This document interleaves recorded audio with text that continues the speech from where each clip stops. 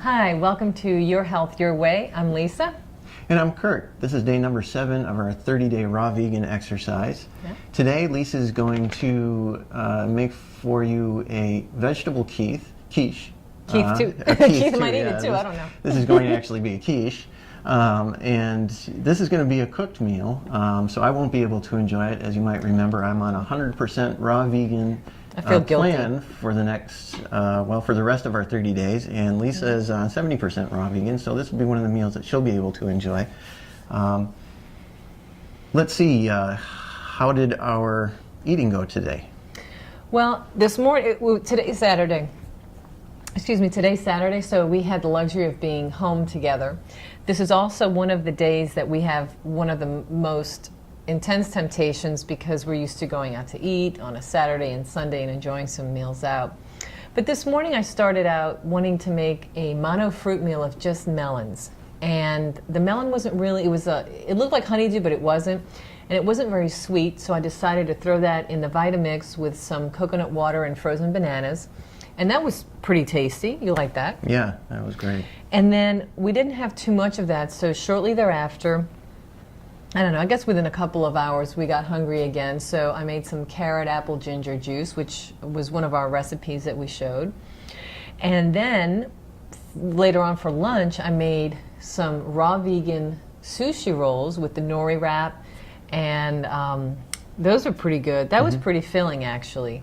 It's like salad in a roll. And for dessert I made the chocolate fruit dip, which I had also made on the video the other day. And that's made in the Vitamix, and when I finished with that, there was some chocolate still left in the Vitamix, and Kurt kind of got creative with another recipe.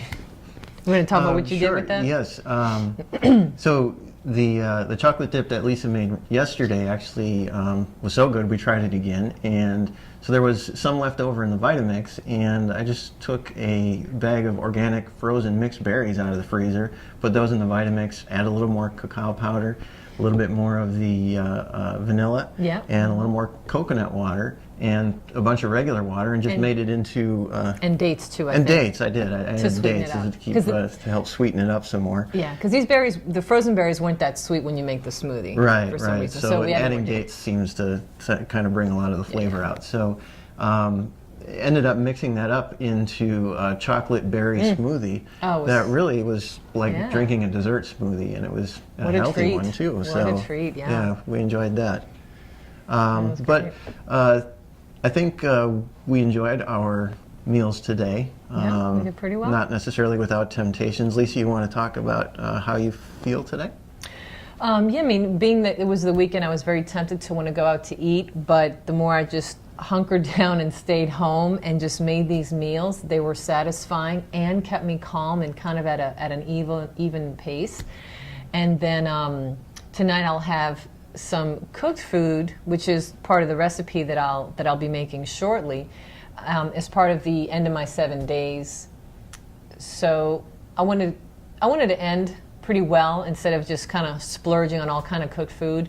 So it's kind of tame for a cooked dish. And that's how I did. How about you? How do you feel emotionally and mentally? I'm feeling like I have even energy. My emotion and mental state is pretty even.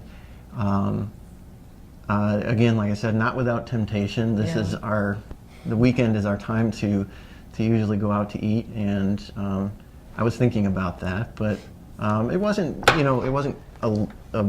something that was really took over my thoughts. I was able to kind of dismiss it and move on, and I'm still real happy with the raw fruits and vegetables that we're living off of, and finding that they're actually quite tasty in and of themselves. I'm proud of you, because that's hard to do. It is, and it's not necessarily, I want people to think that this is all an easy thing for us to go through. It's, it takes some practice and some changes and a little bit of reprogramming, but it's definitely a doable thing. It's not necessarily as hard as I would have thought it would be. So I did have some joint pain in my hips when I got up this morning, and Lisa, you remember that this has been a problem that's plagued me, I guess, for several years. And last weekend, the day before we started our 30-day project, I had the same joint pain. I mean, it's kind of a daily thing, but last Saturday and today it was more chronic than usual in both hips. I found that doing yoga on both of those days helped to soothe that, but it'll be interesting to see if 30 days on a raw vegan diet actually helps to lessen that a little bit anyway. The inflammation. So, right. Yeah. So we'll see how that goes, but that's about it for our day. Why don't we take a stroll into the kitchen and see what you're going to prepare for our audience there. Sounds good. Hi everyone, now we're in the kitchen ready to make a delicious crustless vegetable quiche. First you want to preheat your oven to 350 degrees. Next take 2 cups of finely chopped broccoli and steam that over medium to medium high heat. Then take 1 medium onion, finely chopped, put that in a pan which has 2 tablespoons of grapeseed oil. And you want the onions over about medium heat to get translucent and soft. Okay, now that the onions are ready, we want to take the broccoli, I'm almost done doing this here, and just take it from the steamer basket, add that to the onion. Get the last bit here. To this we're going to add 1 garlic clove, finely chopped, or finely minced I should say. And then ½ cup of sun-dried tomatoes. That adds such an amazing flavor.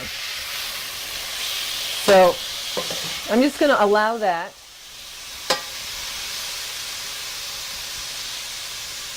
to cook down a little bit. Whoops, wrong side. Leave a little bit of an opening in the pan. In the meantime, we're going to come over here. Follow me along. Excuse me for getting in the way there. In a big bowl, you want to add 3 eggs. I like to use cage-free eggs if I'm going to use eggs at all. Teaspoon salt. Whisk up the eggs really well before you add the salt. And then a 1/4 cup to a 1/2 cup. I like the 1/2 cup because I really like this feta cheese. Then we're just going to mix that all together.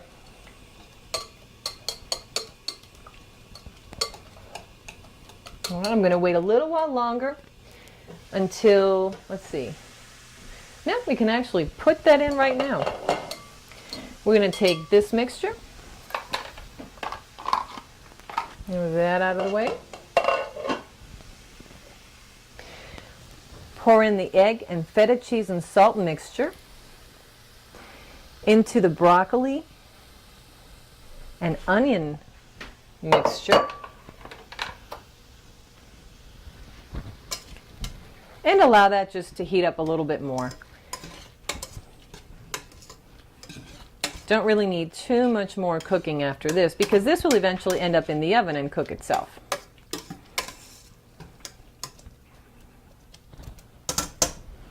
All right. Now our mixture is ready to be put into a pie plate. I have greased up the pie plate. You could use butter. I like to use some spray. And then we're just going to pour in all of the mixture.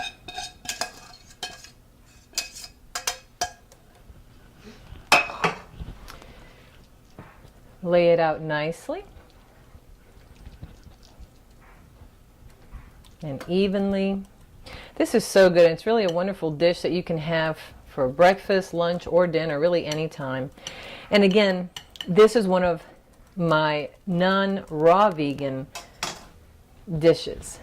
So this lovely thing is going into the oven at 350 degrees for 30 to 35 minutes. See you soon. All right, it's actually been about 25 minutes, so let's take a look and see how we're doing. Because this might be enough, or it might need to go in for an extra few minutes. So stick a knife in that. I think that's pretty well done. So now you want to just let it sit and cool for 30 minutes before you cut into it. All right, right, and now that it's been 30 minutes, we're just going to take a little slice out of here with our pie spoon. Put that on our nice dish with a garnish, and voila! Delicious vegetable crustless quiche. Now join us tomorrow where we will be discussing raw food kitchen utensils. Thank you for joining us. This is Your Healthier Way.